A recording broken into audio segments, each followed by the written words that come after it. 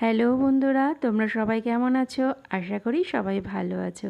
আমার আরও একটা ভিডিওতে তোমাদের সবাইকে জানাই স্বাগত।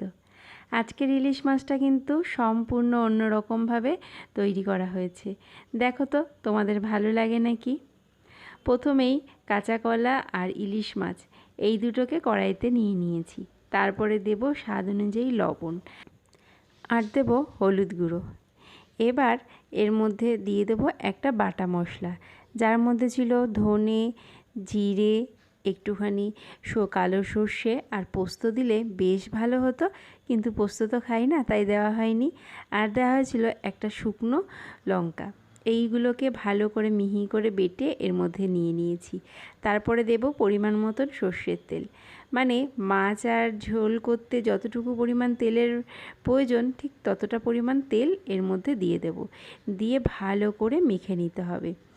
এখানে মাখাটার ওপরে অনেক কিছু নির্ভর করছে। মাখতে মাখতে দেখো জিনিসটা কত সুন্দর মজে এসেছে ব্যাপারটা। এরপরে দিয়ে দেব পরিমাণ মতন জল।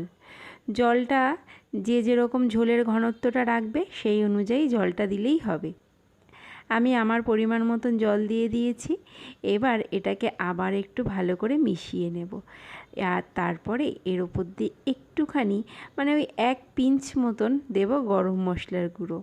বললাম না প্রথমেই একটু অন্যরকম করার চেষ্টা করেছি। এবার এটাকে গ্যাসে বসিয়ে দেব, দিয়ে ঢাকা চাপা দিয়ে দিতে হবে। আর আমি এর মধ্যে কাঁচা লঙ্কা দিতে ভুলে গেছিলাম, তাই কাঁচা লঙ্কাও একটু দিয়ে দেওয়া হলো এর মধ্যে। ব্যাস, দিয়ে একটু ফুটিয়ে নিলেই রেডি হয়ে যাবে ইলিশের এই অন্যরকম অভিনব একটা ঝোল। খেতে কিন্তু বেশ ভালো হয়। ইলিশ মাছ যারা প্রেমী তারা ইলিশের যেভাবেই রান্না করে দেয়া হোক না কেন খেতে তারা ভালোই বাসে, তাই কি না?